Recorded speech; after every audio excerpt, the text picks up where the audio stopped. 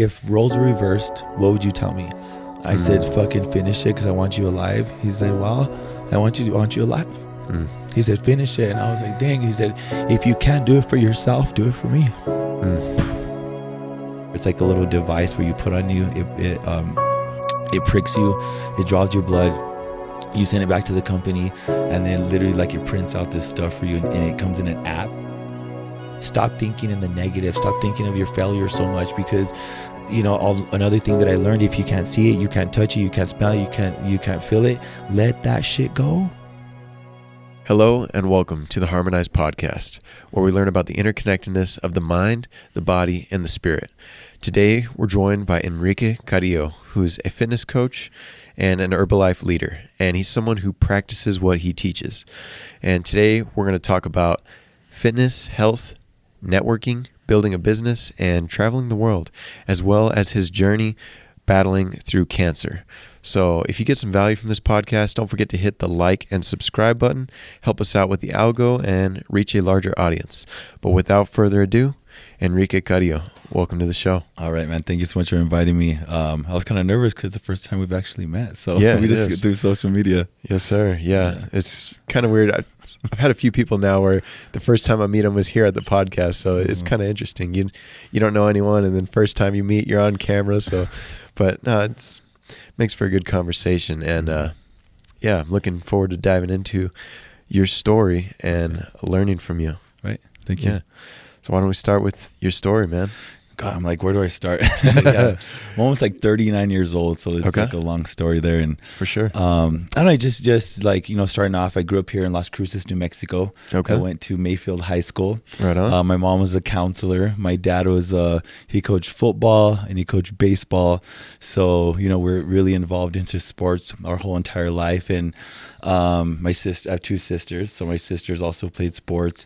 But a little bit about my story. When I was 18 years old, I got a staph infection. And oh, wow. I wanted to go on and play at NMSU over here, but when I had my staph infection, it stopped in my back, and they're like, you can't play sports anymore. So I was just kind of like, what the heck am I gonna do? And I was on bed rest for like 4 weeks. I lost 30 something pounds. Man, yeah, it was pretty bad. Where'd you get the staph from? I went to Elephant Butte. What? Yeah, in the lake. Really? Yeah, so I had a cut on my leg, and like that night I kind of felt a little bit sick, and I thought it was just like a flu or something like that. And I'd been going to the doctor, and I lost 31 pounds, and they're finally like, let's take you to the hospital. Wow. Yeah. I've actually been battling staph myself right now. Yes. So go get checked, because it's tough. Yeah. Definitely. I got it from jiu-jitsu, and initially I took oral antibiotics, and I thought that zapped it right away, but then it came back like 3 or 4 times. Yeah. And I just put a cream on it that seemed to take it away, but it keeps coming back. I'm like, what the heck? Yeah. So, it could be like in because mine, they thought it was in my bloodstream, but it was actually like in my back. And so like when it's attached to like either your spine, it could also go to your heart or your brain. Interesting. So you got to be careful with that. Yeah, absolutely. Yeah. So go get checked like thoroughly. Yeah. I just went to a dermatologist, and at the time I didn't have any spots that were like blistery, liquidy. So he couldn't really take a sample of it. He's just like, take a bleach bath, and he gave me some stuff. I'm like, I really don't want to take a bleach bath, but I guess I should, just to be careful. I know. Yeah. So, that happened, and, the doctor was trying to figure out what happened. And, so my doctor, I was literally in a back brace. I had to have like these medicine balls in my arm right here every 4 hours. And, I was like, what do I do from here? 'Cause sports was my whole entire life. And, my dad's like, go to school, get your education, and then, see from there. And then, years were passing by. And I think for me, being so sheltered when I was younger too, because my dad and my mom were school teachers, I never did too much in high school, know? And I ended up just going into like partying and drinking and drugs, and just, living a crazy lifestyle that your parents wouldn't be proud of. And by the time I was 22 years old, I had 3 DWIs, 2 minor possessions, had to get my stomach pumped twice from overdosing, drinking on drugs. Wow. Yeah, it was a crazy time. And I remember getting out of jail, and my mom, she pulled me aside and she said, where did I go wrong with you? And I don't know if you ever like disappointed your mom or like had that feeling. And I just remember looking at her in the eyes, and I blamed her. And I said, it's your guys' fault, and you didn't do this, and you let me do this. It's easy to blame somebody else instead of looking in the mirror and actually taking responsibility for that. Wow. You know, and then I just remember like going home, and I just see my mom cry. I hated to see that look on her face, you know. And I remember like laying there, and it was like probably a couple of days after that, and I was just feeling so bad. And I remembered like just praying so hard, and I said, God, if you like get me out of this, like I was dealing with my DWIs, I just got out of jail, I was going into probation, and I said, if you get me out of this, like I promise I'll serve you for the rest of my life. And like that moment right there, like a couple of days later, I went to go study at her house, and I remember we walked into one of my friend's room, and my friend, she was sitting on her name is Bandy. She'll probably watch this podcast. And she was sitting on her table, she was laying on her bed. Her bed was made. She was on her computer doing her homework, which is not like her. Like she's always super messy. I'm like, what the heck? Who cleaned your room? And then she was like, oh my gosh, Enrique, you got to go try out this tea. So me and my friend Jessica, we went together to go try out the new this tea that people were talking about. They gave them tons of energy. So I go in there to the nutrition club, and it looked like a bar. And I was like, I'm on probation. I can't be in here. Yeah. So I was like about to walk out, and, you know, they scream like, welcome to the club. And I'm like, what the heck? Like, this is where you get the teas and the shakes and all that. And I sat down there, and, you know, I just started seeing people that I knew, and I was like, what the heck? This is cool. And it was kind of like, it became my bar. But at that time I had 3 jobs. I was going to school full time. And I just, you know, I was just kind of like wandering through life. And when I sat into that bar right there, it just kind of felt like home. Like I was back, because I loved going to bars. Like everybody knew all the bartenders around here and everything, because I was going out so much.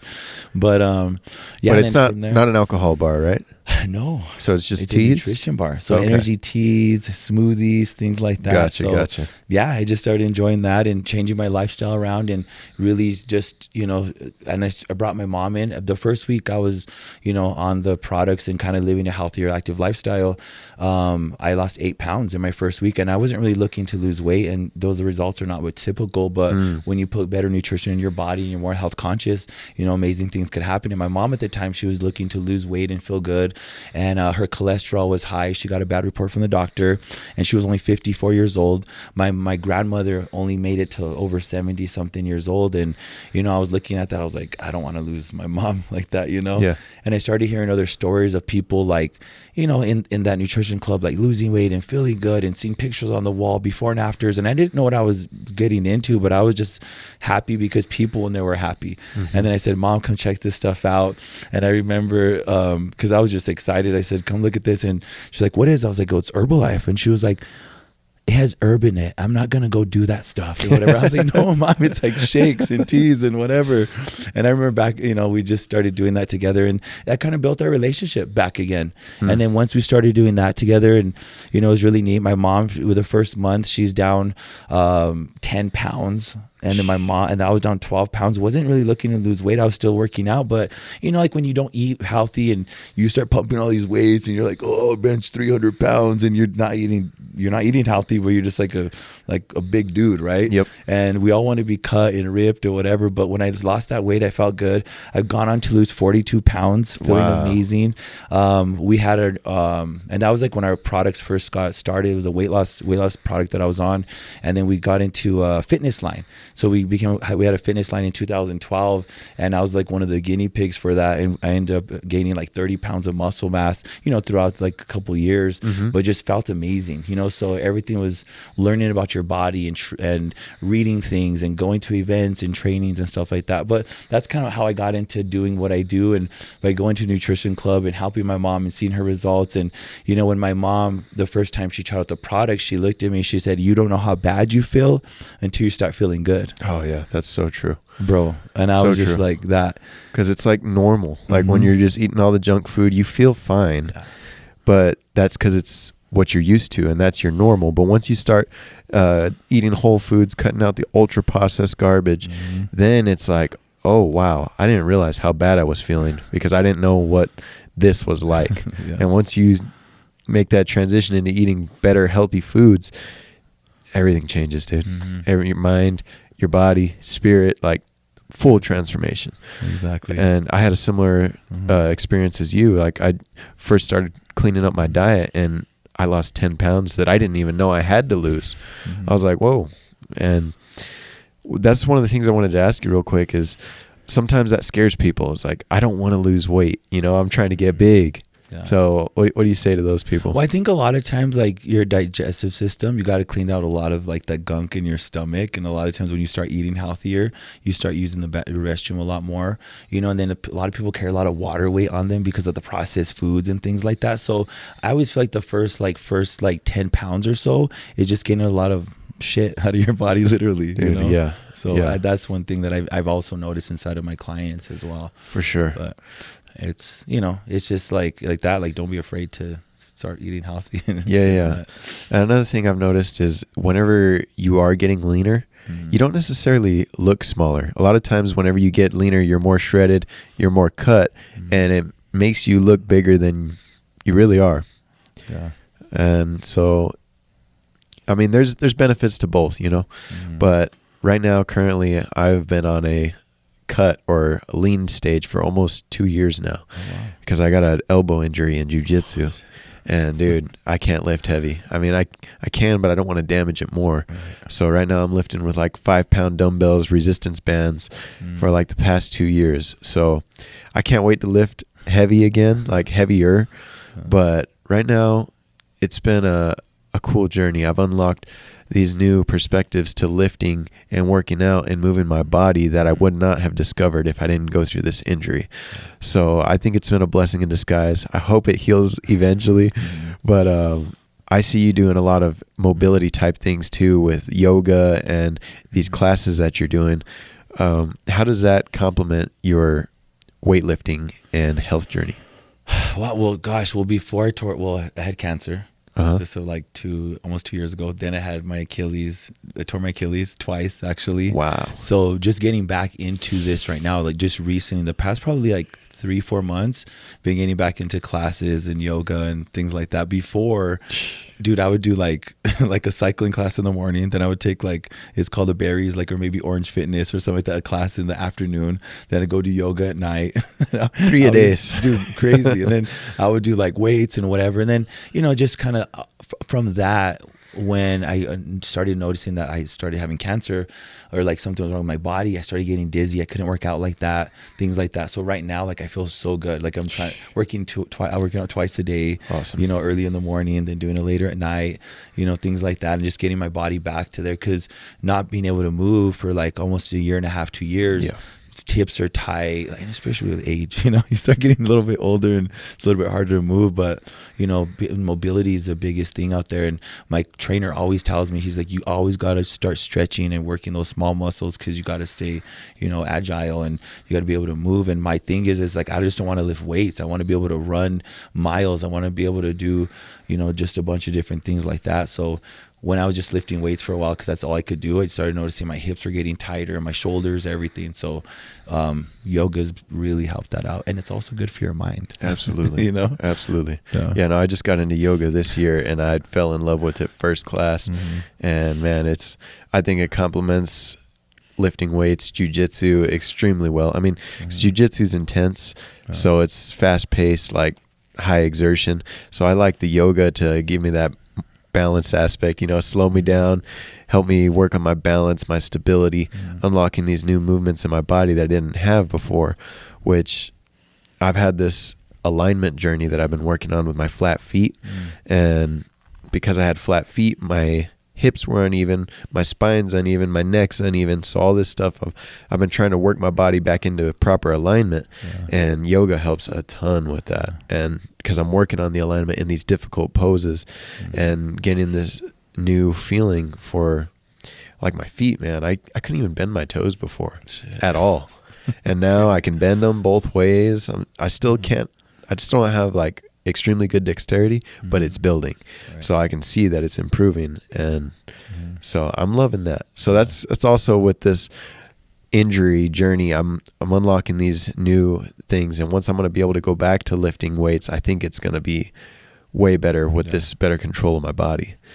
But I did want to ask you, when you went through that injury, you were out of the gym for a while. And for a lot of people, the gym is their mental space haven.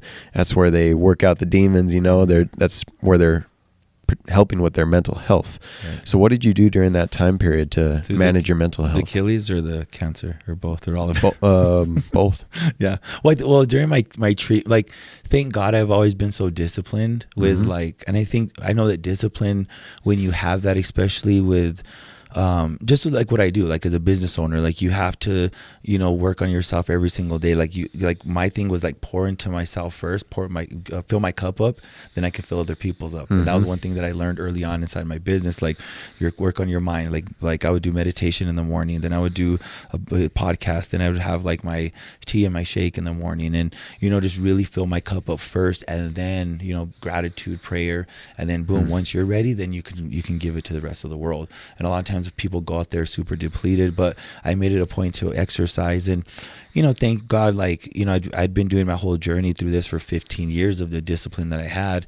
And then once I came down with cancer, then I tore my Achilles, like I still kept up with that discipline, no matter if I was injured or whatever. Like the prayer was even bigger than ever, because thanking God and be like, come on, please help me and heal me, and having that faith. But also like the meditation, and I would do like baths and other things like that. But like during my cancer, like I would do radiation, and then right after radiation I would go straight to the gym, because like I gotta keep freaking moving, because it's like a lot of times like people go home and they wither away and they're just tired and whatever. And yeah, I was tired, but like my mentality, like my dad always he would tell us this all the time when we were younger, and he was working us out because he was our coach. He said mind over matter. Right? It's always mind over matter. And even when I went through like my cancer treatments and everything, it's like mind over matter. So your body's going to go first, but your mind is super strong. So I'd get out of my radiation treatments, and I'd be like, boom, like let's get to the gym. And my trainer would be there, and I started losing a lot of weight, not feeling good. And he's like, what the hell are you doing here? I was like, dude, this is my sanctuary. Like I have to come. And he was like, all right. So I'd eat the 5-pound weights and whatever I could do. And he's like, you're crazy. I was like, I want more weights though. And there was times where I'd get dizzy, and he's like, you got to go home. I was like, just another 10 more minutes, please, Yeah. Cause that's just what it is. And, just going through the whole process, thank God I was so disciplined before. I just kept up with that. It just was, it wasn't really too much of a change. It was a change with, my body and things like that. But it was like, okay, like this is just what I got to do. And if you ever read the book, Outwitting the Devil, it talks about hypnotic rhythm. In your hypnotic rhythm, you do it without even knowing you're doing it. And there's a story with Larry Bird. So Larry Bird shot a commercial once, and I don't know, they're like, you have to miss, but you have to actually shoot like you're shooting. And I think he went like 11 or 12 shots with like making it right. They're like, dude, you got to miss it. But he shot so many freaking times that it was just like, I can't miss. Right. And that was just thing with me. Like when I got sick, like I was like, I can't miss. Like this is just what I do. Yeah. So that was like the thing for me. And then when I tore my Achilles, bro, I think that my Achilles tear was probably even harder than when I had my cancer in a way. I can imagine. Bro, because I couldn't even move. Yeah. Like I couldn't move. I couldn't put pressure on it. Couldn't go to the gym, really. Wow. Nothing. So I called a trainer to come in and train me every day. So thank you, Matt, for coming in all the time. But he came in every single day, and I made sure I did 45 minutes to an hour, whether it's just upper body or like moving the legs like this, whatever it was. But it was just, that little something, man. And then I just stay disciplined with my meal plans, everything, because that can go to shit as well. When you're doing that, or you're just like depressed or whatever. And I made sure I read my books, and I kept up with my business. My business even grew during that time with my cancer and my Achilles, because I just stayed on top of it, and I just kept myself busy. And a lot of times when people go through those things, they feel depressed and they feel sorry for themselves and things like that. And me, I was like, I was giving more praise to people, calling people more, texting them. Some people had no idea what was going on with me, because I didn't really share it that much when I was going through it. But then, people give me hope, and they give me love in life, and I love recognizing people and doing that, because that gives me energy. That's awesome, man. Yeah. That's inspiring. The mind over the matter, mind over matter, and just kicking it into overdrive and doing it. You don't want to do it, you're doing it anyways. I think there's a lot of power to that. Yeah, absolutely. So your fitness journey, did that start in high school? You were an athlete, so yeah, I imagine you were lifting on the side there, or was there a point where it was like, okay, I need to do this? Well, so like my dad was a coach. Like that's all I remember him doing is I remember being at the gym with him. I'd be at the football stadium with him. I'd be like, I was always at the gym. Like it was just part of my life, and that's one of the biggest thing with where like I never even knew it was like a fitness journey, but it was just part of what I did. Yep. Then my dad, when I was younger, like he just had me going off and playing sports. And I remember like one time his football players were running the track and I was just running with them. Then one time my dad started running too, and I'm just right behind my dad running. He's like, "You little shit, you're keeping up with me." And I'm only like 6 years old, running with my dad. And I was just always competitive too with myself and other people, and just love that whole journey. But as I got a little older, I was a little chubby as well. But then like playing sports, my dad's like, "Okay, we're gonna play football, basketball, baseball." So I did all that, and my sisters were badass at sports, like badass in the newspaper, like pitcher and starter this and captain this. Me, not so much. Dude, I had to work my ass off for everything that I did. And I remember one time, sitting on the bench and then my dad was like, well, he's like, you want to play? He's like, all you're doing is practicing when you should practice. That's it. And you're not doing anything else to get better. He said, do you want to get better? And I said, yeah. I said, I'm tired of sitting on the bench. He said, okay, dude, I shouldn't have said that, but I did. My dad, like he would make me, gosh, before I went to bed during baseball season, 100 grounders, and then baseball, like 100 freaking swings on the tee, boom, boom, boom. Basketball, 100 shots before I went to bed, like over and over and over and over. He's like, don't cheat. The only person you're cheating is yourself. He said, make sure you do all 100, and then during football season, agility is like crazy. I remember we had these jump soles, and it was like a little platform for your foot. And I used to be slow as shit. Like I ran a 5.6 40 when I was wow. Yeah. When I was a freshman. My dad was like embarrassed too. Maybe I don't know, Dad, you probably were, but anyways, I was even embarrassed because my dad's a coach. Yeah. So then once I got even older, like gosh, I got to get bigger and stronger. But I had to work way harder than everybody. So I'd put those jump soles on and I'd go freaking jump with them and work out and just lift when everybody else was sleeping and just waking up early and going to bed late. And I just developed that type of mindset, and same as school. I have dyslexia. I hated to read. I hated to write, all that shit. I just had to work harder than everybody else. And then coming my junior year, that's when I started and, doing baseball and basketball and then football, things like that. In my senior year, I'd played 3 sports and then I got a 3.9 GPA, wow. Just stuff like that. And, just started kicking some ass. So you ended up seeing the results from that extra work. Yeah. From sitting on the fucking bench. That's awesome. Yeah. So, I feel like that left a mark on you, and that's why you still got that drive and that discipline nowadays to push through during your injuries. Yeah. That was huge. Pretty legit. Yeah. And I think a lot of people think, like with me, like it's just like things happen for a reason. And it's like you always got to connect the dots backwards, but you don't realize it. And I always tell my friends and things like that, like this is happening for a reason. I said, don't sit in the shit, right? A lot of times we could sit in the shit. We smell like shit. We're going to look like shit. You know what I mean? It's just shitty. And it's like, don't get out of the shit. Just keep moving. That was one of the lessons that I've always learned is like, keep moving no matter what you're going through at that time. And you're eventually going to get out. But what did you learn in that time? And the better the faster you can get out of it and the more you can learn. That's why you went through it, so you can teach other people. Beautiful. So beautiful. All right. So then you started moving into nutrition. This was with the T-bar. Was that your introduction? Yeah, that was the introduction. Okay. So you start finding out about these teas, these nutrition shakes, and how did that lead you into Herbalife?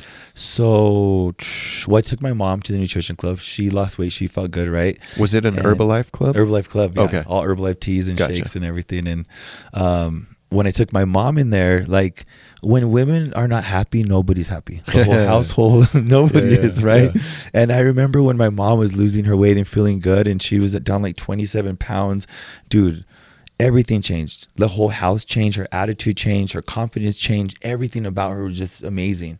So then when she said that quote, you don't know how bad you how bad you feel until you start feeling good. Yep. That right there really struck a chord in me because, and for me, like, I was like, what the heck am I going to do with my life? you know. And then when I started helping out people, you know, because my coach, he was like, either you can make this money or I can. I'm like, what are you talking about? I brought people into him to go just try out the shakes. I'm like, go try this stuff out. It's really good. And I remember he had some money in his hand. It was $300. And I was like, what is this for? And he's like, whether you can make it or I can. And I looked at it and I was like, yeah. I was like, how do I make this? My apartment off of Beck Street over here was $250 and I could barely afford that every single month. And, you know, I was like, $300 extra would be great. And I said, where do I get started? He's like, all right, well, let's sit down. He went over some stuff with me on, you know, the products and whatever. And I was just happy, like, okay, cool. What is all this about? And he's like, what are your goals and what are your dreams?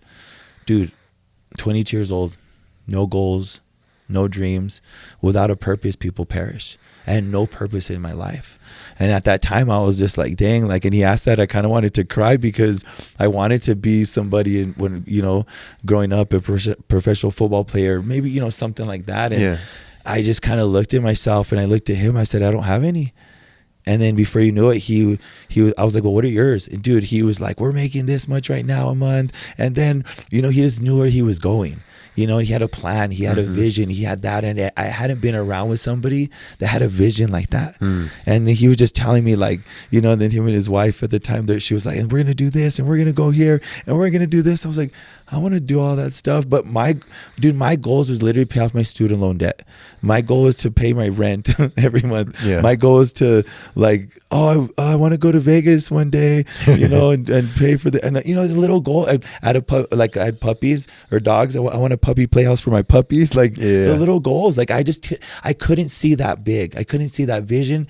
And then, like, the more I started hanging out with him too, because I started getting more of like, wow, like these goals and these dreams. And I started going to events where, like, I saw people that were like me, or even, like, you know, you think you're at rock bottom, bro. There's people that have it way worse than you, or way worse than anybody else. And I looked at their situation, where they were at, and then I was like, wow, at least I'm not there. I have hope, you know, to possibly make it in this company. And then from there, man, I just started helping one person at a time. And then I just really felt like, you know, this was the place for me. And I remember when I got into this, because people are like, oh, Herbalife, it's a pyramid scheme or whatever. And I was already 4 months in, and I was making like $2,000 a month by just selling the products. And I remember somebody told that to me, and I was like, oh, I'm in a pyramid scheme. And then, like, so the guy was like, yeah, you are. So then I called my coach, and I was like, why'd you get me in this pyramid scheme? Like, what's going on with you? Why am I in this? He was like, no. He was like, okay, did you ask him what one is? And then I was like, no. He's like, do you know what one is? I said, no. He says, but it sounds bad, right? Yeah. He was just like, no. He's like, a pyramid scheme is when you sell when you collect money without giving any services away, you know, or you do like HAP orders for people, and you're conning them into doing whatever, like literally, like you like sell products, and the only way you're going to make money is if you give somebody a service, and you know, they get products and whatever. And I was like, oh, okay. And then, you know, he's kind of explaining to me, like, you know, corporate America, that's a scam right there. Like, there's, like, with me and my company, like, I started off at the lowest level, and then now I'm like in the top 1% and top even like 0.01% in my company, where I started off right there. Like, when people start off as an employee of whatever they're doing at the lowest level, and then they go to these levels, they're never going to be the CEO of their company. Like, I'm the CEO of my company, and I can control, like, how much I work, how long I get to work, you know, how fast I want to grow in this business. Like, there was just no ceiling. And when I saw that, and I said, wow, I worked at Putt Putt Golf just right down the street over here. You guys, where it's now like a daycare or something. I used to work there for $5.15 an hour. I worked at Quest Communications for like $7.50 an hour, and then I worked at Allstate Insurance for that. And, like, I worked my ass off for someone else and their dreams and their goals. I said, why not myself? Right? And then that was the thing right there. When I saw that vision and I saw that, man, and then, you know, I started giving the opportunity to more people, I said, here. And the only way I was ever going to make money is if I taught them how to make some money, you know, and go out there and talk to people and educate them on nutrition and do those things. And then when I opened up my nutrition club, I was scared as shit. I was 22 years old. I was getting 5 people in a day, and 2 of them were my mom. Dude, I had to learn how to network, get out there and talk to people. I'd have my club open from 6 a.m. to 7 o'clock. I would take Zumba classes, and I would take fitness classes at 5 o'clock and 6 o'clock just to meet people, and then go to my nutrition club after that. Close the nutrition club at 6, go to more classes, go to Walmart, go to ever, pass out invites, and just do whatever I could to start building the momentum inside of my nutrition club. And before you knew it, we started getting like 40 people, 50, 100, 200, 300 people a day. And then now, 17 years later, we have over 100 nutrition centers around the US. Wow. So pretty cool. That's crazy. Yeah. You know, a lot of people think that a pyramid scheme has a negative connotation, like you said, but I don't see it that way either. And I've heard this perspective that even your corporate job is a pyramid scheme, because guess who's at the top? The CEO. Right. So it's the same thing. And what I like about the pyramid scheme is the harder you work, the better you develop your skills, you get to climb towards the top, and the best do the best. Yeah. So and to me, that's beautiful. Yeah. And it incentivizes you to work hard and be disciplined and develop. Right. Whereas corporate America, you're sitting here on a salary. Where's the incentive to work hard? Huh? I mean, you're going to get paid the same whether you work super hard or not. Of course, that's going to affect your raises and potential to climb in the company. So, of course, you want to work hard there still. But to me, it seems like the pyramid scheme pushes you to work harder. Right. Because you're seeing the direct relation to my hard work is helping me climb. Yeah. And it's just like it's like network marketing. You know what I mean? You have to market the shit out of yourself because no one's going to do it for you. And you got to teach people how to network. And like, I dropped out of college to open up my nutrition club. I was in my last semester too. Whoa. But that's a whole nother story about my professor. Like, I just, that's a whole nother story about that. Gotcha. But anyway, so I dropped out and I just went full force. You know what I mean? And that right there, like you got to understand that it's networking. Like you're not going to build anything if you're not networking. And then people just thought of it like if like our shops were just teas and shakes, but we're more than that. We like in our nutrition clubs, we help people, like say if they have like something with their families, like we do donations there. We do like, raise money. We do a bunch of stuff for the communities, and we get out there and help out teachers, and we go we do so many things. So it's like we're a local business as well. We're not just Herbalife. We go and help out people, and they help us out as well, and it's a community. It's a community thing. Yeah, that's beautiful. So I'm actually in that stage myself right now, trying to develop my network, build my network, improve my networking skills. So for someone that's just getting into it, you got some tips or advice? Yeah. Well, we always say this, your network is your net worth, right? And then we say the more hands you shake, the more money you're going to make, hypothetically speaking, right?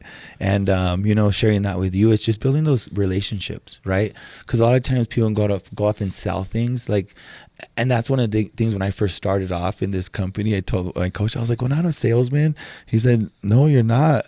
He's like, how do you feel in the products? I was like, I feel amazing. He said, well, you're a feel-good man. I was like, wow, right? Like I could be a feel-good man. Yeah. That's just what I do. And the biggest thing there is like shaking hands. How's it going? How's your day? What's your name? What are your goals? What are your dreams? Just networking and building. What do you do? And dude, I've met some of the most amazing people here by networking. I go drop up teas and drop off shakes and, go just do challenges, and I'm just doing things like that. And then involving myself in their companies and setting up booths at gyms and doing a bunch of stuff like that. Like, it's not just what they can do for you, but what you could do for them first. And that's one of the biggest things. How can I help you grow? Yeah. Right? How can I help you grow? Right? And then you go into that mind frame, they're going to be like, wow, well, how can I help you grow? Right? If they're a great business person. Yeah. And then from there, you're just connecting there. Dude, I used to be a trainer for the Sun Dancers as well over here. And I trained them for probably like a good 2 years. That work, dude, we would be up at 4:15 in the morning. I'd be working them out, whatever I could do to connect, man. And then I'd go to another workout at 5 o'clock, 5:30 for my fit camps. And then I'd go to my nutrition club at 7. Right? Wow. Just crazy. It's a grind. Yeah, grind, crazy network, work ethic, things like that. And then it's just like, when you're networking like that, you just have to always have that presence and always build a name for yourself and who you are. Like, you got, like, I teach my team how to shake hands. I teach them how to look people in the eyes. I teach them how to conversate and ask questions. And, not everybody gets you. You got to practice it all the time, because if you don't use it, you lose it, and it's like, there's a book by Grant Cardone. It's talking about omnipresence. So like when you're on social media or you're like out and about or whatever you're doing, like omnipresence is like, you're not even there and people are thinking about you. Or you're not even there, people are talking about you, but are they talking good things about you? You know what I mean? And with me, like, I'm the Herbalife guy in Las Cruces, and in Houston now. I live there now, and it's like 7 million people, and people see me out, like, oh, that's the Herbalife guy. Great. You know what I mean? Like, I love that. And that's the thing is too, like, they know about health and nutrition and fitness and working out and helping people and donating this and doing here. Like, they know me for all those things. They just don't know me for just Herbalife, but they call me the Herbalife guy because of how I branded myself and what I'm doing for the community, not just helping people lose weight and feel good. Beautiful. And make some money. So yes, sir. Yeah. Yeah, earlier you mentioned that you're a feel-good guy. Does that mean there's different type of archetypes, and you got to figure out which archetype you fit in best, and then use that to your advantage for networking? Or well, so I went to a training. So shout out to my friend Amber Wick, but I went out to this training one time, and it's talk about like, like you have to get to know people and who they are, right? So it's asking the right questions, having the right vibes, the right energy when you meet people as well. But there's a book called The Platinum Rule, and it helps you identify people of like, whether you're building your business or building a relationship, whatever that is. And she did a training once. It's called The Gems. So it talks about like being a sapphire. So a sapphire is a person that's like, energetic and fun and likes to party and will do anything to like, just to have fun. Like, that's like in the business or whatever, you can see that. And like, I'm kind of a sapphire. You have like, you see the rings and the, the necklaces or whatever. You're going to see those people. They like to dress up and they're a little loud or whatever. And in my business, that was me at first. Like whatever I could do to qualify for like a party or whatever, like I'm game, put me in there. And, as I got in the company, there's another gem. It's called a ruby. And the ruby is like, that song, Eye of the Tiger? Like, they're just like, man, anything to win. Like, they're just, they're like very competitive. They're like, I want to be number one this and number one that and number one whatever. Focused as hell. And I remember like looking at like people that were number one and making so much in their checks or so much in the business. And I'm just like, oh, I'm going to get there. And I remember I'd qualify and like overly qualify for things so I could sit in the room with those people. Right. And then that was like that thing for me. So I became a ruby, but you also got to learn how to talk to rubies. And a lot of rubies are people that play sports. So a lot of people on my team play sports. And then there's this one called emeralds. Emeralds are like facts and figures, black and white. And, they're kind of just like, it's like my dad's an emerald. He's like, there's no gray area. It's either yes or no. Right. And like those type of people, I think you're a little bit emeralds right there. I think so too. Yeah. Catch that. So the emeralds are just a little bit more conservative in a way. You have your drawers in your underwear, like, folded up in the colors, and you like you're calling me out right now. I could tell, right? And then, you have your dress, your closet is color coordinated and whatever. So they're very, very organized, very timely. And then there's the emeralds. The pearls. The pearls are the very soft people, and they're literally like take their shirt off their back and give it to you. They're the ones that want to save the world, and they're like the Kuna Matatas, and but those are like one of the best people to know and get to have. Yeah. So I think throughout my whole journey, like I said, I've had to develop into each one of those. So I'm more of like a treasure chest right now, but I'm like a ruby because I'm very competitive. So gotcha. I'm like that. Yeah. What skills did you work on developing to take you into that ruby? I've always had it because my athlete, like, I always kind of had it in me. I think every one of us, we have the ruby in us to be competitive, but I couldn't be afraid to fail. You know what I mean? Like so I remember, dude, I hated reading, but it was like, I couldn't be afraid to fail. And they said, the more you fail, the more you're going to find out. And then the more you find out, that's when you learn, and that's when you're going to grow. And that no leads you to a yes. So like I would go, and I remember I forgot the leaders said, it's like every no that you get is like $10 in your pocket. Right. And it's like, no. And then like the 10th no you get, like, oh, it's 100. Like you like make a sale for $100. You put $100 in your pocket. You're like, yeah, like, you know what I mean? That kind of made sense to me. Like, go for those no's. Or if, you know, in network marketing and business and just connecting with people, like every time you pass by somebody and you don't say hi to them or shake their hand or just like connect in a way, take $10 out of your bank account and give it away. Yeah. You know? So from there, it just, like I said, it's just about like connecting and doing that and remembering those things. And, you know, with emeralds, like, you know, like your emerald, you know, having gauge sheets for people. Like I hated gauge sheets, but the thing is they're like having those gauge sheets. But me as an emerald, I would just do it like no matter what, because I was hungry, right? I always remember this quote like, closed mouths don't get fed. Right. And I would love to go to the events, number one volume producer, number one again, and number one again, and number one again. I'm like, hell yeah, you know? And that's just what kept that drive inside of me to go, but to bring other people with me, you know? So not only was I first place, then somebody on my team was second place, and someone was third place. Let's go. You know what I mean? Like, let's freaking do this. So you can go by yourself, you know, which is great, but you can go way farther with other people. Oh, that's a fact right there. Yeah. Building a team. Yep. That was it. What's a gauge sheet? A gauge sheet. So it's like, so right now we're doing this thing inside of our company. It's a gauge sheet. So like for me, like I already do a lot of these things, but it's like other things like to grow your business. So, you know, it's like personal development. So doing that for, you know, 10, 20 minutes a day. Then you have your working out at least 20 minutes a day. Then you have, you know, taking our products or eating healthy, doing that, making sure you're doing that. So that's, you know, checking those off. And then it's like making sure you're talking to 5 people a day, getting their contacts or reaching out on social media, whatever that is. Then there's, we got to talk to one person about the products or give a product sample to somebody a day. And then we have to give the business opportunity to one person a day. So that's like a gauge sheet. And then we got to post that we did it either on our social media or like in our accountability chats or through our stories. So it's like a checklist. Okay. Yeah. So a lot of people have that, you know, like our gauge sheet too is like, I remember closing at Putt Golf. We had a checklist, you know, so, okay, we did this, and then counting the money, blah, blah, and we're done. You know, it's kind of like that throughout your day. Like let your gauge sheet, let your checklist be your boss, especially if you're working for yourself. Like, would you fire yourself today or would you hire yourself? And that's one of the biggest things. And a lot of people with industry that I do, and even business owners in general, a lot of them, like, you would have to be fired if you didn't do a lot of these things that you said are going to do to grow your business.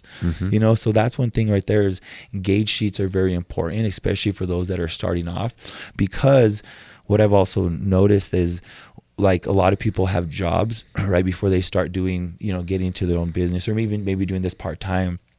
And they always have like at jobs, they have checklists, they have things they have to do, they have time, you know, certain times they have to do things. And with me, what I've learned is to do gauge sheets for people when they're starting off, because it's like, okay, cool, do this. And when they check them off, you know, that was a good day for you. Nice. So, yeah. Helps hold them accountable. Accountability. Yeah. And you also mentioned you have a group chat, an accountability chat. How important is that? Oh, that's really important. So I have a lot, dude. I can't even tell you how many group chats I'm in, but I'm a lot because I'm part of a strategy and planning team in North America for Herbalife, which is an honor. There's only like a couple that get picked out of the whole entire US. So very for that. So that's kind of an accountability chat for the leaders, but it's a strategy and planning. But then I have accountability chat for this Flex 45 stuff that we're doing right now.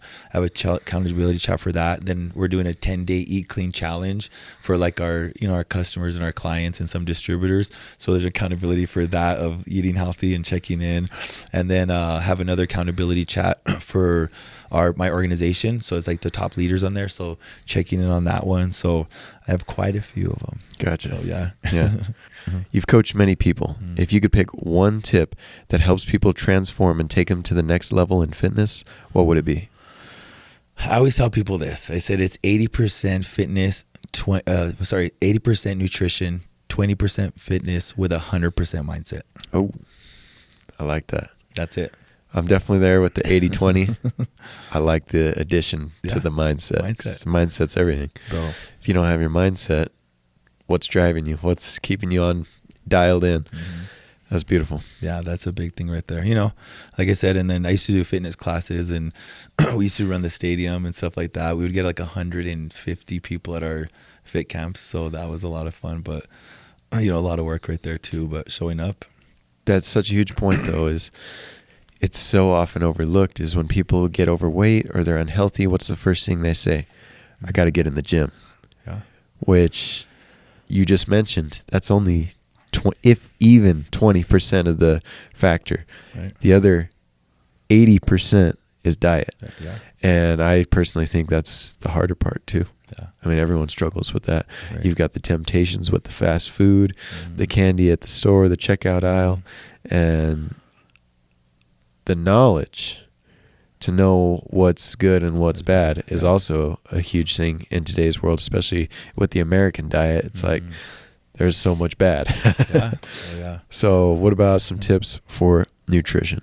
Yeah, and that's the thing is with us, like what I loved about our shakes, our shakes are meal replacement. So it has 24 grams of protein, 19 essential vitamins, minerals, you know, everything you need for under 200 calories.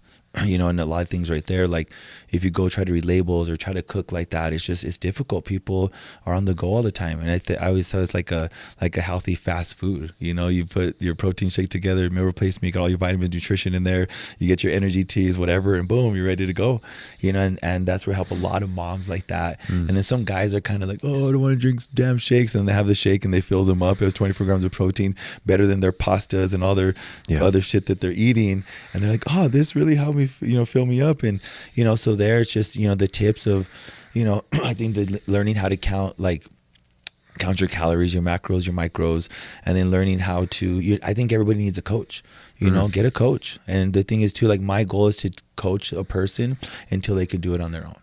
You know, and that's one of the biggest things. Like I would love for you to stay with me forever. There's some people that have gone into our nutrition club, which is great. It's kind of like a Starbucks. People go to Starbucks every day, but people have been getting new shakes with us, dude, for 17 years already. Wow. You know, every single day they're in there, and you know, just teaching people that. And some people like are in the maintenance program where they just get one shake a day and that's it. And some we do 2 shakes a day, 2 snacks, 1 healthy meal.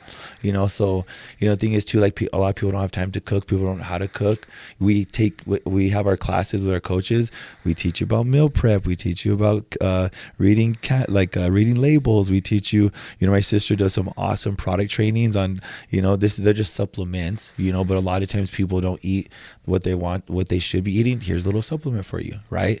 And just little things like that. So we have classes, we train, we coach, we teach. Like we do more than just sell the product. Like if, you know, go to Walmart, go to GNC, go to those places, are they going to call you? Are they going to text you? Are they going to put you in accountability chats? Are they going to do all those things? No, that's why us as coaches, it's so our responsibility is to go out there and really educate you on how to do those certain types of things and making sure you're on track.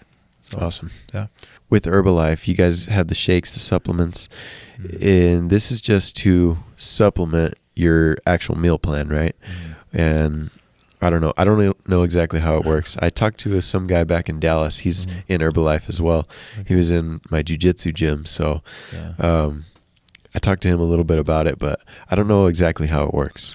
Yeah, so the thing is, it's like, depending on your like a weight loss, weight gain, or weight maintenance program, we have something for everybody. Nice. You know, so there's like a weight loss is 2 shakes, 2 snacks, 1 healthy meal, depending on your protein factors, because everybody's different, depending on, you know, the height, their weight, so on and so forth. So we literally like personalize for you.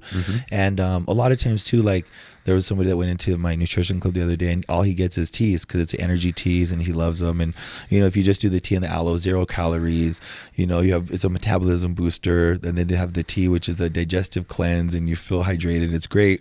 But he just goes into that, and I pulled this thing in front of him. I said, why don't you drink a shake? Oh, I go have my burrito and it gives this and whatever. And I said, does your burrito have this in it? So I literally pulled up the facts of the shake in there. And it was like, you have to have like like 3 ounces of chicken and, you know, whatever's like a thing of broccoli and yogurt and a bunch of different things, like all the vitamins and nutrition that would be inside of like that food compared to like the nutrition that's in the product. So you would have to eat like 2,000 calories of like this healthy food, which is a lot of the food, you know, compared to what you would get into the shake, which is only 200 calories, 24 grams of protein, essential vitamins, amino acids, all those things. So we fill you up with your daily nutrition that you need inside of your shake, you know. So he was just like, I never thought of it like that. I said, have a damn shake in the morning at least. So he started, you Nice. know. And the thing is, there, like, people just don't know how to eat, or people were also, you know, just by generation like us, we would eat the cheapest, the fast food. And, you know, we always thought, like, you know, into fitness and doing this, like, and just being young, we feel like we could eat that way our whole entire lives. And then as I got older, I was literally putting like trash bags over me and going to work out to lose weight, you know. And just like that, like, you know, Herbalife is just different. Like we have supplements for, gosh, some girl was just like, oh my gosh, I need some vitamin D. I was like, we got it. And another person was like, oh, like, I just bought these fish oils, but I don't think they're working, blah, blah, blah. And I was like, we'll put them in the freezer, you know, put them in the freezer and see how you like them. And because he said whenever he went to the restroom, like, he like it went out to the bathroom, and I was like, that was your fish oil? He's like, yeah. I was like, we'll put them in your freezer and see if what happens. And so we put him in his freezer, and his fish oil froze. And I was like, fish are not supposed to freeze. I said, so like a natural fish oil, it should stay like in a gel-like form. He was like, oh man, he's like, let me get some, you know? So just educating people differently like that. Or, you know, people say deficient and whatever, and it's like, oh, we have a product for this, or, you know, and that's what Herbalife is. And if you're great with your products, and, you know, like my sister's a master with it as well, depending on whatever type of fitness or results you're trying to get, you know, we work on that. Like for soreness, there's turmeric for that, right? And it helps with inflammation. Oh, boom, we have the Restore. Right. So we don't prevent or cure anything, but we just kind of like put the 2 and 2 together with, you know, muscle gaining and so on and so forth. And we have amazing doctors that work with our company. We have over 200 doctors that have their PhD that like really that work on our products. And then Cristiano Ronaldo takes all of our products as well. So that's really cool. And then he just bought into our company, which is cool. We're doing this new biohacking thing, which comes out in July, where it's like a little device where you put on you, it pricks you, it draws your blood, you send it back to the company, and then literally like it prints out this stuff for you, and it comes in an app where you're literally going to have like everything that you're deficient in, or how you're like going to personalize the program for you. Whoa. Yeah. So like, so how often does it scan you? You just need to do it once, because it just draws your blood. Okay. Yeah. So you just send that in, and then whatever results that you want to get, boom, it comes in an app. Yeah, so literally people are just it's like cutting edge right now. And there's some places that are trying to do this here and there, which is great, but ours is going to be like a lower cost for things because we're in 95 countries. And then Cristiano Ronaldo bought into our company for that. It's called Pro2Call. So we bought out that company, and then they joined us. So it's really cool. We're just like very cutting edge stuff, and that's sweet. Just fun. Yeah. It's super important to get your blood work done. Bro, big time. I mean, yeah, we don't know exactly what's going on until you can see the actual numbers. I mean, you can make guesses and judgments and estimates, but until you see the actual numbers and compare from before and to after you made a difference in lifestyle, then you can really see what's changing. Right. Yeah. Even when I had my cancer, dude, my blood work was almost perfect. And they never saw anything to there until it was like colon cancer, but until they went in, and I started having like different things with my blood or whatever, and that's when they started finding out. So that's how you found it? Just a scheduled? Well, I started like, you know, lifting a lot of weights. You're gonna have hemorrhoids here and there, so I would have hemorrhoids on and off. But these hemorrhoids were, dude, like, I don't even know, like on and off for probably like a year.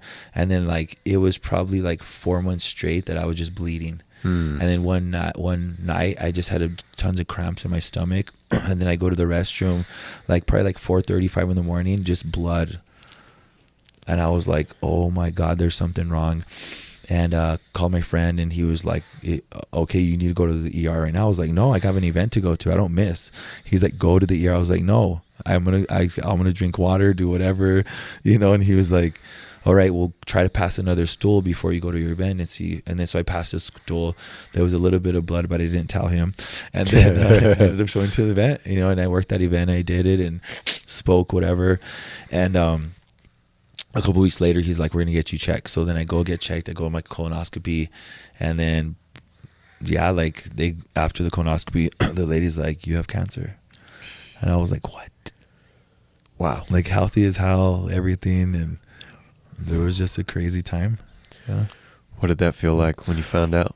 Well, like, I don't know, man. Like, I'm recently starting to talk about it because I think I try to hide it so much. And I was just like me have cancer? Like, no way. You know what I mean? Like, no way. And I had a couple, like, both of my grandfathers passed away from cancer. My dad had cancer in 2012. And my cousin, she had cancer as well. So it kind of runs in our family, and for me to have it, I was just sitting there like, what? And then to like call my mom and tell her and then whatever, I'm like, but I just couldn't believe it was happening to me. But then I don't know, like I have this, I'm weird. So it's like when there's a challenge or there's something, like I don't like to say I'm nervous, I'm stressed, I'm like whatever. I'm like, okay, I'm excited. Like, cool, let me see how I'm gonna beat this. And it's like, not why me, try me, like let's fucking go. Like I kind of got into that thing of like, cool, like let's see what this is about. Like other people have had cancer before. Like, I don't know. I just got into learning, like a learning mode, know? And that was that. And I don't know, like that was my mentality. And then it's a great mindset. Yeah. They did the biopsy. It was stage 2. And then by the time I was about to like go and they're going to do like the whole diagnosis and put me into like cancer the chemo and the radiation. Then, it was turned into stage 3. So they had to do like a heavier load of like the chemo and the radiation. Wow. Yeah. Wow. That's intense, man. I can't imagine finding that out. It's like, comes out of nowhere, especially. You're like, what? I've been doing all these things right. How did this happen to me? Right. And then, yeah. So what was your first actions in lifestyle adjustments after you found out? Well, I was like how you know what I mean? I think just like less alcohol, which of course you couldn't drink alcohol at all there. And then during chemo? Just any like I just or did, during like, cancer and Gotcha. chemo and nothing, so of course I didn't want to. And then I don't know, I just didn't really I kind of just kept up with everything, more fruits and vegetables and things like that, but everything else kind of just stayed the same. And the only thing that I can keep down sometimes were my shakes because I wasn't really craving anything of like meats or whatever. So that really helped me keep my muscle mass and my protein intake up or whatever. So I'll do like 2 or 3 shakes a day and then like eat whatever like meat I could and, just, yeah. And then sometimes you can make our shakes into like ice creamish. So like that was kind of good too right nice. there. So yeah, that was kind of it. More water throughout the day and just whatever, but I think fruits and vegetables were like a little bit higher on the list. Gotcha. Especially when they give you like your like what you're supposed to like eat and stay away from whatever. But some of the stuff had like ice cream and high sugar stuff, whatever. And you read certain things and it's like the sugar, like the cancer feeds off sugar. It's like stay away from that shit. Yeah. You know what I mean? So like I don't know why they would say some of those things like to keep your weight on or whatever. So the doctors probably need to do more work in nutrition. Yeah. You go and you look at a hospital and the food they're serving, it's like, what? Yeah. What is going on here? and you look at them too. You know what I mean? They're overweight, they're whatever. Like you're just like, dang, practice what you preach. Yeah, absolutely. And so that's kind of a touchy subject for some, but I don't think it's the doctor's fault. I mean, kinda, but it's more so their training that leads them astray. But also they need to have some own self-accountability and say, hey, what I'm doing right now is not working. Right. Why am I overweight? And maybe do their own research because... Right. And the thing is too, like when they do start making more money, they're going to have a better lifestyle and they're going to want to go eat out more and maybe drink a little bit more here and there and whatever. And it's like, you get that. And maybe that's some other cases of their and just enjoying their life. For sure. For sure. Yeah. So how long were you battling cancer? Well, I think I was battling it for a while before I actually found out. Like I said, my episodes and certain things like that, and just not, my energy was low, and I usually wouldn't take any naps. I started having to take naps, and I would get dizzy at the gym, and yeah, like when I went through like my treatments and stuff, I did 30 days of radiation, and then I did chemo. So I did like the IV chemo, and then I did the pills as well. So I did the IV for 2 times during the 30 sessions that I had, and then I did 7 pills of chemo a day, and that was crazy. But I remember it's a little story. So the very first day I started, I was just the IV, and I did the pills and I did radiation all in one day. And I was like, oh my God. And then the second day comes, it was just the pills and the radiation. Third day comes, pills, radiation. I didn't use a restroom for 3 or 4 days, and I'm used to going a lot, like, and I remember going that last day, I'm feeling awful, like my stomach's hurting, my head's hurting, like, just going through it, like going through a different routine in your life. Like I was just like, what the hell's going on? And the chemo and the radiation, you don't feel good, just drains your energy. And I remember, there's people that have their opinions, like go holistically and go this and do whatever. And, so I was going into my radiation, and there was this older man sitting there, and I was in my gown, I had a gown on. And so they always had to like zap through right here, because the stage 3 was in my lymph nodes, and then, in my, anus area. So they had to like zap through all that. And, there was a man that was sitting next to me, and we started talking, and he was like, he was like, what kind of cancer do you have? And he was like, it's like a brain. I was like, damn. So it's like, it could always be worse, right? Yeah. But we're sitting there, and he was like, what kind of cancer do you have? And I told him what cancer I had. He was like, he's like, my wife just passed away 4 months ago from the same cancer you had. Not something you want to hear while getting treatments. Yeah, and I'm already feeling like shit, And I was just sitting there like, God damn. And, so I go in and get my treatment, and I'm like crying during my radiation. And I was just like, gosh dang. And then I remember going home, and I didn't want to text anybody, call anybody, whatever. And usually I'd be like, after my treatments, I'd message my mom or my dad or whatever. That night, my dad calls me, and he was like, what's going on? And I was like, nothing. And I was like, I just don't feel good, and I don't want to do this anymore. And then he was like, what do you mean? I was like, I'm just going to try to go holistically. He was like, what? He said, finish what the hell you started. He's like, go. And then he was like, if roles were reversed, what would you tell me? I said, fucking finish it, because I want you alive. He said, well, I want you alive. He said, finish it. And I was like, dang. He said, if you can't do it for yourself, do it for me.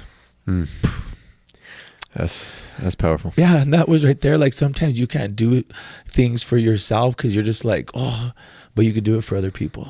Your mom, your dad, your grandpa, your kids, something like that. And that's going to give you the power to get up every single day and keep going. So like that night, I was like, come on, Rick, let's fucking do this. And woke up earlier, and, just kept that in mind. Like, my mom even had said, like, you're not supposed to die before us, and that right there hits. Oh yeah. Shout out to your pops. Right? Yeah. Shout out to your pops. Yeah, no, I don't have a huge understanding of the cancer treatments or whatnot, but I think it destroys some of your good cells while it's trying to kill the cancer cells, right? Everything. It kills everything. Yeah. Everything. Yeah, that's why you get your hair falling out and skin issues and whatnot. But yeah, so I can't imagine what your body was going through. I just lost his hair down here, which was not too bad. Yeah. Like, this is great. I don't have to shave anything. Hey, you got to keep the hair up top. No, during the last week, I could feel some falling out and whatever, and I was like, holy shit. But yeah, it was fine after that. But, that's good. That's good. So about a year or two? Well, last December, I was cancer free, and I started my treatments August, September, then October ish. And then at the end of middle of December, I was cancer free. Wow. So yeah, and then I go get checked up, every 6 months or so now. Congrats, man. Thank you. That's awesome. Thanks. What was it like finding out that you were cancer free for the first time? Well, I don't know. I was just like, I kind of knew I was gonna beat it. Like if you have that faith and you have that conviction, if you have that whatever, like you knew it. You knew, like you just fucking know. Like I was just there, and I remember, my dad wasn't feeling good that day. I was talking a lot about my dad, and my dad's my hero. So I called him up. I said, Dad, they said I'm cancer free, and he's like, I'm not having too good of a day, but now I'm having a good day. And then like he goes, and he was kind of sick that day, but he goes up to the A mountain over here.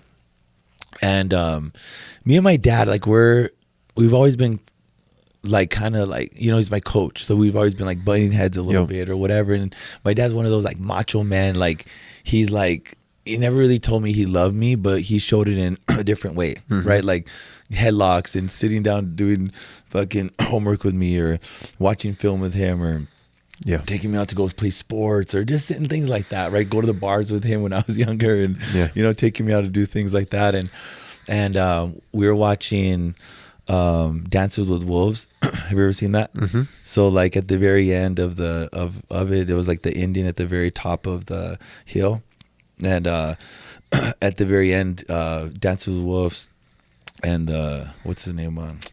Mel Gibson. Mel Gibson, yeah.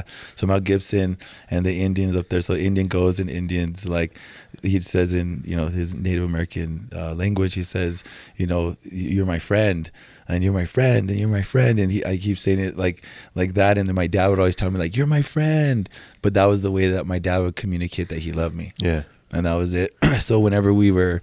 When I told him I was cancer free, he goes up to the A mountain over here, like where you go up there and have that little prayer thing, whatever. And he's standing up there, and he sends me a video, and he's like, Enrique is my friend. Wow. Enrique is my. Yeah. Yeah, man. And I was just like, he sends me that video, and I was just like, damn. And I was like, I love you. Yeah. Yeah.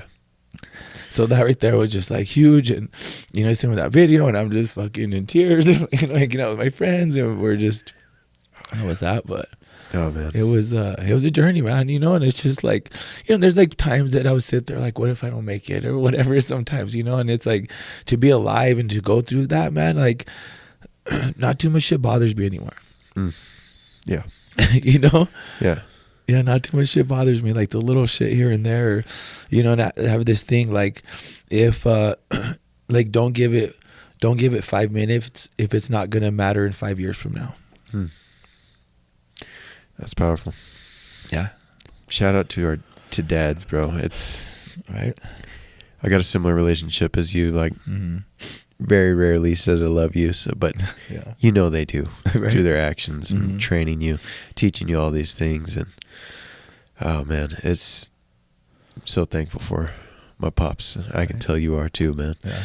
I saw this meme. It made me sad. It was a picture of this dad and his son, and the dad was made of puzzle pieces, and he's giving away some of his puzzle pieces to his son and building his up, but he's taken away from him. It's like, oh, that's deep. Yeah, it's like the hourglass type of thing. Yeah, you know what I mean, like sacrifice. I had this coach one time, and it's about my mom now. And my mom, she does a business with us. Dude, she's 70 years old. She wakes up at like 4:30 in the morning. She does her Peloton. She gets to the club at like 6 a.m.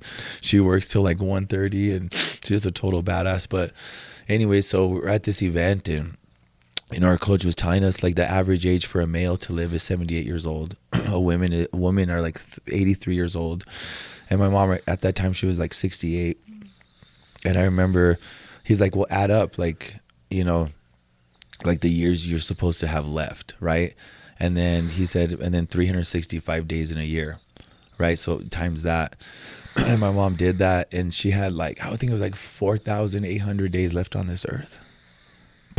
From like how much she's supposed to live. I was like, dang, we don't got long with our parents, And I was just thinking like it was Mother's Day, and thinking about that, I have 13 more Mother's Days left. Like if you think of it like that, it's tough. It is. Yeah, time's precious. Yeah, gotta enjoy the little moments, soak it all in. Yeah. Yes. So one of those reasons I like to practice presence as much as I can, just living in the moment, because it's all we got. And if you're not there absorbing those to the fullest, you're wasting that time, that precious time that you're spending with your family, friends. acquaintances, whatever, Yeah. But man, so what ultimately led you to move to Houston? One of my friends, so we met in Las Vegas. He saw that I was wearing like Herbalife in this button that I wear, and he was like, "Hey," he was like, "Does that stuff really work?" And then he was like, "Well, the product's obviously." He's like, "Does the business work?" And I was like, "Yeah." So we started chatting there, and he was just like, he's like, "I've seen people do like other network marketing companies or whatever." He's like, "But do you really make money?" And I was like, "Yeah, I've been doing it." So it was like for 5 years already. And then I was like, I told him how much I made. He was like, "Shut the fuck." And I was like, "Yes." So then he was like, "Well, let me see." I pulled out my checks and I said, "Look." He was like, "That's a month?" And I was like, "That's a fucking month." He was like, "Holy shit." So we started talking and, started going from there. And we just became really good friends, and he signed up. He stopped doing the business for almost 2 years, and I just kept track of him because when you see something in somebody, like, he's just special. Like, he's a special dude, and like, I always knew he was going to be something or someone great, and I kept in touch with him. And there was like a new system that was developed with us because we have our different like daily methods of operation. I was like, "You would be perfect with this because you're a trainer." And he kind of got into it, and he was just he made it to like the top 4% in like 6 months whenever he got after it. And then I said, "If you do this, then I'll do this. If you do this, I'll do this." And he's like flying. So I was like, "Well, let me go put energy into him and his line and his people, and then I'll still be here in El Paso and Las Cruces area." So I was flying back, dude, every 2 weeks over there, 2 weeks over here, 2 weeks over there. Plus I traveled and trained in like, Hong Kong, Taiwan, Korea, and then training in other places, and just super busy. But what brought me there was just like him, like, cause he had just saw so much potential in him. And then, dude, I love football, basketball, baseball, the food there's great. And then I just, the people, and then my goal is to always move out of this town. I love it when I come back and I'll visit forever, but like, I just loved a big city. And then my goal is to live in a skyrise. So I live in, like, when I first moved into my place, the 40th floor, James Harden lived right above me. Let's go. And like, it was just freaking crazy, like a dream, bro. Yeah.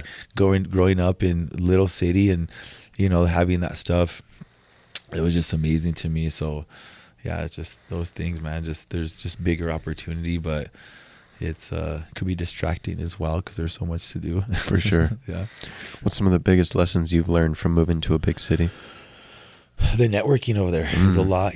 There's a lot more competition over there. You got to be on top of your game big time, and your follow up. You have to be like, your mind, your body, your soul, like everything has to be there, and like all in, being a man of your word too. Like, if you're going to do it, you freaking do it.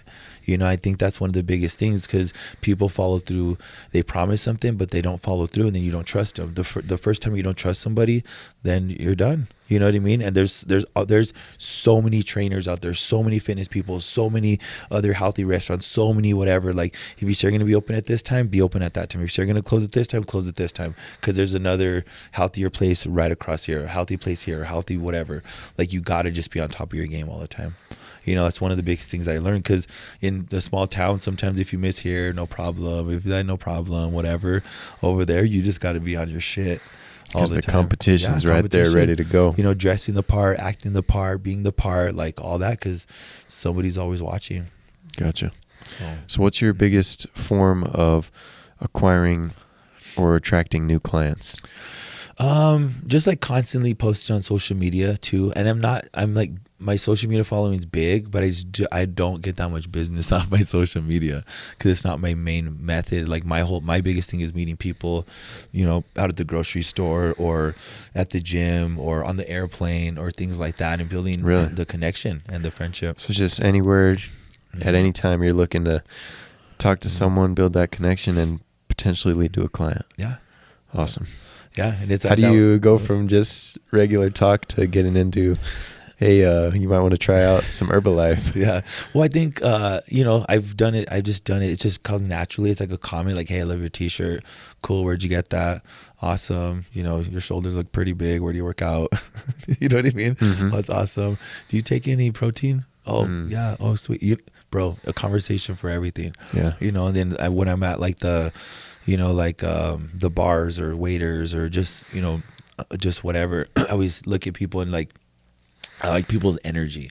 I'm a big energy person. Sometimes I'm like, like now I get to be very picky and choosy who I want on my team, or even who I want to coach as somebody, because I do great and I coach a lot of people already. I have like 12,000 people on my team, 100 nutrition clubs. I have like over 200 something clients that I work with already. But I get to be very choosy. But before it was like everybody and anybody, like let's go. But I love energy, and I love like when people already have that like kind of charisma. And I look at them and I'm like, do you see yourself doing this for the rest of your life? And people are like, what do you mean? I was like, I see a lot in you. Like, what do you mean? Like, I just feel like you'd be great on my team. What do you mean? And then I was like, well, give me your number and let's talk about this later. I said, I feel like there's a better opportunity for you than what you're doing right now. Nice. Yeah. Business conversations, or, product conversation. Everything can turn into the product conversation too. Like, how's your energy? Oh, I don't know. A little tired. Oh, I got something great for you. And then pull out like a little, boom. Yeah, something, or let me get your number. I can send you a sample, or, those different things. So I always turning the conversation. It's starting with a compliment, and then, wherever the conversation goes, that's it. Then always keep them wondering too sometimes, like don't give them too much. Don't blab on people too much. And, there's a time and a place for that, which is a conversation later, 15-minute Zoom, or meeting them up in person, so on and so forth. Yeah. Because if you give them too much up front, they'll be like, oh, he already told me everything. We're good. Yeah, exactly. Gotcha. So you got to get out and about to make these connections with people. Do you have a go-to spot, or just your routine? Well, the gym. Gym? Yeah, gym. Just when I introduce talk to people, I was comment on shoes or like their shirt or something, and then I love like grocery stores as well when I'm shopping. You know what I mean? Oh, what about this? Or ask directions for whatever, so that's a place as well. And then I just got in a habit of talking to people. Like, it's just so in me. And it was just kind of like that whole quote, like closed mouths don't get fed. My parents, we didn't come from much, and, it was just that whole thing. It's just how hungry are you, but also it's like our products, we're the number one nutrition company in the world. We're the number one best tasting shakes. We have the number one like everything. So it's like having that confidence as well inside of what I'm back behind with Herbalife. Like, I have confidence to go out there and talk to everybody, because the results that I've seen, I've helped myself 42 pounds. I've had people lose 5 pounds that they were looking to lose before summer. I've had a lady lose 480 pounds or 450 pounds. Wow.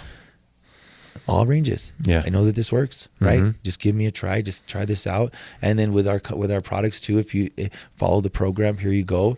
And it's in 30 days. It's a money back guaranteed. Nice. Why not? Yeah, risk free. Yeah, risk free. So it's just having that confidence when you're going out there and talking to people, knowing that it works too. Yeah. Like, even when I started doing the business part of it, like, dude, everybody can use an extra just $100. Right, especially right now. Like, I started in 2008, and I didn't know that we were going through like any recession or nothing like back then, and I just started giving people the opportunity, and even like right now, like, people need this like $300 for me was going to change my life. And then most families out there, just $500 a month would help them out so dang much. Oh yeah. So you can't be afraid to talk to people either. And this isn't for everybody, but if there's a right person, you can't see the right thing to the wrong person.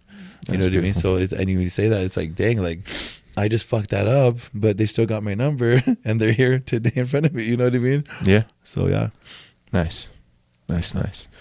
You mentioned you traveled the world, seen like 20 different countries. What'd you do all that traveling for? For Herbalife. Okay. Yeah. So like seminars or? Yeah, seminars. Okay. So when I made it to like the top 1%, and I was 26, 27 years old when I was making it to like these high levels, and I really didn't know what I was doing. I had this coach, dude, he would like, I don't know, he just stretched the hell out of me, like with what I could do, what I could have, what I could be. And he's just like, you're going to be a star. You're going to be a star. And he would just like, I don't even know, like he would tell me stories of like the greats in Herbalife and the greats of whatever. And he's like, and this person, this, and you remind me of this person, and you're going to whatever. And he'd give me books to read. And he passed away like 3 years ago, and it still like it hits me, but he just believed in me so damn much. And I never knew how good I was doing in the business, because I was just there to help people. That was it. Like helping people, help people. He's like, the more people, like, the more people you help, the better you're going to get at this. And that was my whole thing, and I was like, the more value you could bring to the marketplace as well. And like worry more about your people's goals than the money in your pocket. and that's all I did, dude, is just help. And, so I made it like I was doing like crazy volume and hitting crazy levels and doing all this stuff. And people from around the world, they like started seeing me and started seeing we get like these buttons and stuff that we get, these pins. And I was the number one in the whole entire US and the top 5 in the world. And people were just like, what are you doing? So the company started, traveling. I was going traveling, and I did a tour of Hong Kong, Taiwan, Korea, Brazil, Australia, a lot of Europe, dude. I can't even tell you how many places in Europe I've been. And just that through the company. Fly me first class. They put me at 5-star hotels. They pay for all my food. Wow. And then just the connections and people that I meet. And also like, sometimes in like those cultures that are like very like the poverty's big time over there, I come back with a sense of like, thank God I live here. But also like, if these people can do it like in that type of like, like environment, and they're making their average income in Brazil and Mexico like $380 a month, and they're out there doing this business or doing whatever or making it, like, why not you? Yeah. So that's a new perspective. Very, big time. Any other perspectives you got from traveling out there? I've only been to one other country besides Mexico, so yeah, bro. I'd like to get out a little more, but you got it. Like I always feel like the world's like, my grandmother would always look at books and like, oh, I wish I would have been here. I wish I would have been there and done this and done that. And like, I didn't want to live like that. I wanted to see the world is meant to be seen by the naked eye. And dude, the world is so beautiful. The cultures and just being immersed in it. Like, you just feel like you got to go. You just got to experience that stuff. And of course, have the money to do it and whatever. But, when you get time, like, start saving that money and start going, because you're only getting older. Yeah. And I think the thing is like, I don't know, like, this world is beautiful. Like, we all have different colors of skin and, different cultures, whatever. We all bleed the same. And there's times where I've been at my events or I've been whatever. And, I've even got to go to Israel and speak over there. And it's so crazy, the cultures and the fighting and the whatever. And everybody's in this room. There's Russia, there's Orthodox Jews, there's Muslims, there's everything in this room. And they're sitting in one room. And I'm like, you think they're going to fight, right? And you're just like, what the heck? And I remember being in there, and I literally just like, I'm not a polished speaker. I just speak from my heart, and I just go off and share. And, the first day, like, people are kind of like in their own little places, whatever. Kind of at the end, they're kind of sitting by each other. And there was these little like Orthodox Jew ladies, and they're on the side over here, and they're like, I don't know, maybe like 5 foot. They have their heads like covered. You can only see like their little faces or whatever. And, I was almost at the end of my section. This lady starts walking up to the stage, and then she looks at me and she's like, oh, like this, God bless you, like, God bless you, like, she's like that. And she like touches my hand and she holds me. I'm like, oh my God. And then like, she starts crying. The whole room is like, the one thing is love, dude. Like, love.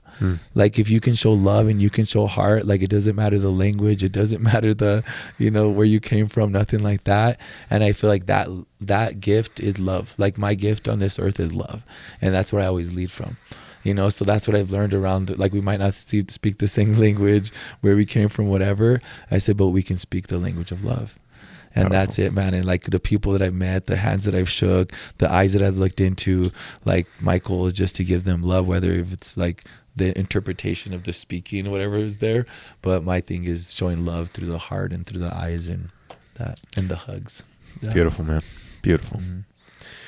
Got a few closing questions, and let's wrap this thing up. All right. You said you weren't a huge reader back in the day. But it sounds like you've had a few books that have left a mark on you now. Right. Top 3 favorite books. Well, I'd say, like, first, if you're like getting into reading and you're, trying to like figure things out, I would say 12 Pillars by Jim Rohn.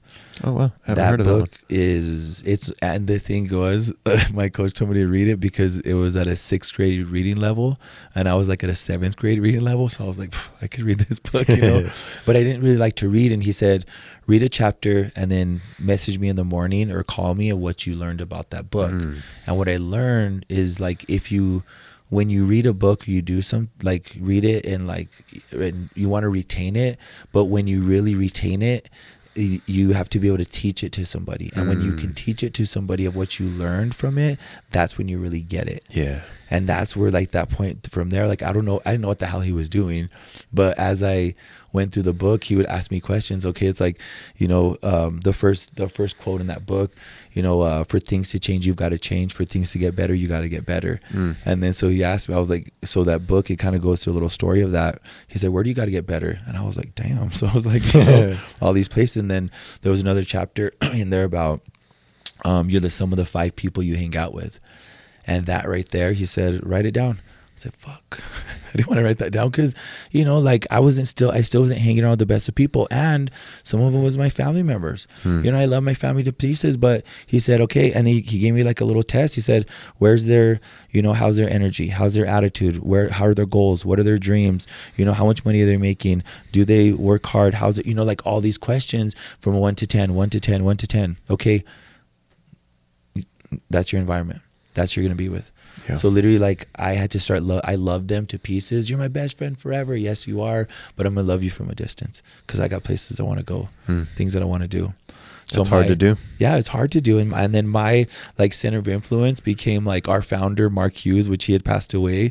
But like I was listening to his YouTube videos and Jim Rohn, listening to the books. And then, people I've never met before, like Grant Cardone. And I was doing his book and I finally got coached by Grant Cardone. I love it. That was awesome. But, just those little things, like who are you surrounding yourself by? And then like I got by connection, I got introduced to some of the most amazing like business owners here that literally changed me and changed my life around forever with the lessons that I taught them. Because they're like, when you're around successful people, shut the fuck up pretty much and ask them questions and don't say anything. Because a lot of times when you're around successful people, like you want to blab about yourself or whatever, like shut up and let them speak, ask them questions, let them talk to you. And that's one thing that I learned, these guys, Jeremy and Gabe here, man, they would go in every single day into my nutrition club. They taught me so much about business. I'm like, what would you change differently? And what would you do this? And, ask them so much because I didn't have that center of influence, just them around me. So I built my center of influence finally, and these guys were making really good freaking money. And I'm like, how can I be like you guys?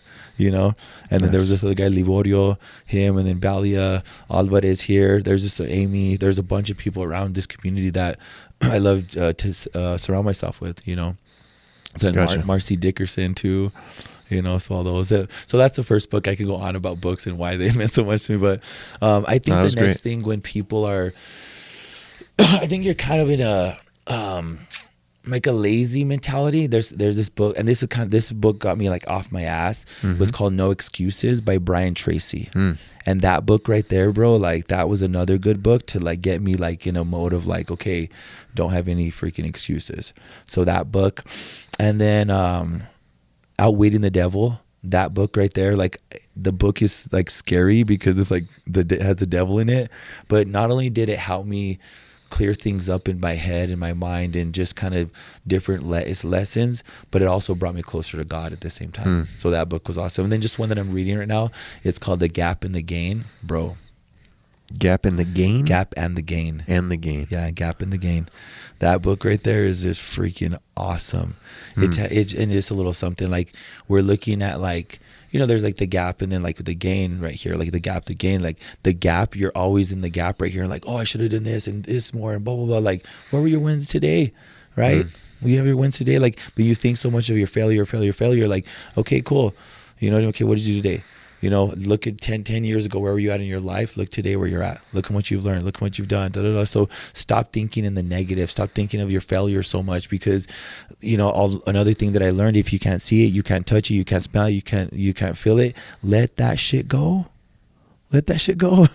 We think so much in the past, right? And we're just you keep that fear inside of us, and we never move forward. Yeah. So right there, dude, like that book right there is really getting me in the present, big time. Of like, there's sometimes you think like you failed yesterday. No, I saw my mom. You know what I mean? Yeah. Like that was a win. Yeah. Count your fucking wins. That's it. Stop thinking about the shit that you didn't do. Nice. Yeah. That Outwitting the Devil. What's the key premise behind that book? So that book is. So, talk about this, like, oh man, it's like more of like thinking for yourself, So a lot of times, like if the book was written in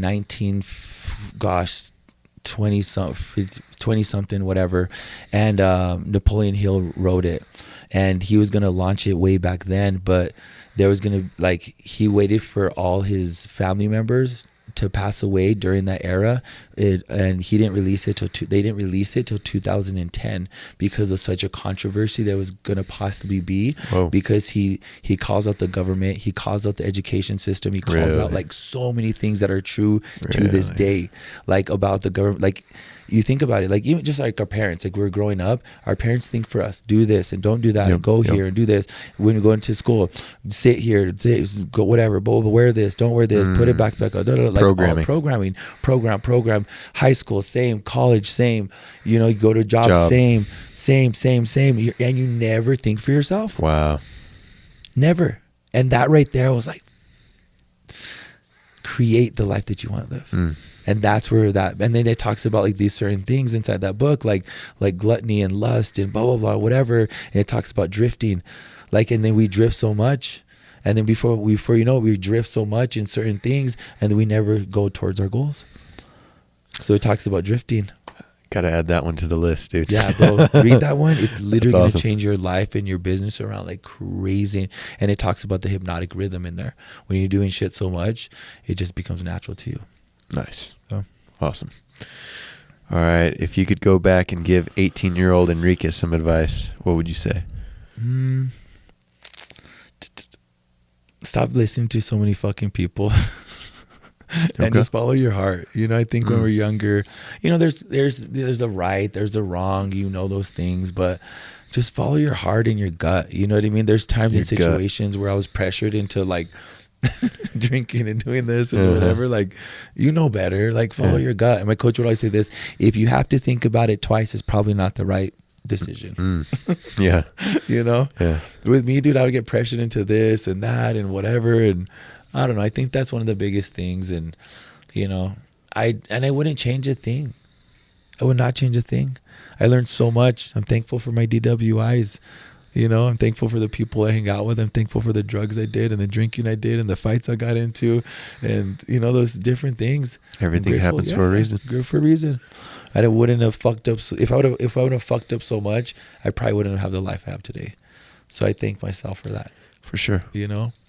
So those kids out there, like I come back and I just get emotional here because like Las Cruces is the one that like built me. They made me, and I hear these parents that like literally raised me also inside of my business, and they're having troubles with their kids right now. And I'm like, it's going to be okay. Like, let them go and do what they're going to do, but it's going to be okay. Just, and my coach would always do this. Like, I'm going to let you go and do what you're going to do. And right before you're about to fall over the bridge, I'm going to grab you by your underwear and give you a wedgie and pull you back in and let you know, like, get back on this track again. You know, but there's just so much things out here, like, you know what I mean? I just, these parents, I just feel bad for a lot of them. And I just want to come and save everybody, but you can't save anybody. You know, the person you can save is yourself. So for sure. Yeah. You made it clear how important it is to have a coach. How did you get your coach? So, yeah, I believe everybody needs a coach. And, you know, my coach, I walked into a nutrition club there, and literally he just became my coach. And then I have like upline sponsors, and, you know, they became my coaches as well, where you're going to find a little bit in everybody, you know, and it's just like, you know what you know, but you don't know what you don't know. Yep. And a lot of people, like, they have your opinions on certain things or whatever, but when you have somebody that's been through it and done it, like, go with that person. Yeah. You know, that's one thing for me. Like I started making the same amount of money as my sponsors, like almost right away in the business, and I love them to pieces. But like, I'm like, I want to go where this person's at, and I want to go where this person's at. So I started getting mentoring from like the upper levels of where I wanted to go, you know. And I think there, it's like, you know, you got where you get a coach. Like a lot of times, like even from in my organization, like they're getting coaching from people that are the same level for them, so they're gonna have the same excuses, same like just whatever. And it's like, you can't, like, you're in the same level of you, why would you get coached by them? Go higher, go up. All right, last question here. Where can people find you? Social media. So Instagram, Enrique Carrillo _, Facebook, Enrique Carrillo as well. I just started doing TikTok. I'm not too good at TikTok. Some of you younger kids, you got to teach me how to do it. I just kind of go whatever the hell I'm doing on there, but it's been pretty good. And then, just find me up in the air, flying around and around the world, stuff like that. But right on. Yeah, man. Thanks for coming on, brother. It was a pleasure. It was nice meeting you and learning from you, man. You had some great stories and some incredible insight. Thank you. I think it'll help us and the viewers on their journeys. So if you guys got some value from this video, smash that like button, hit subscribe, and share this podcast with others to help us reach a larger audience. But with that, thanks for coming on, and catch you guys in the next one.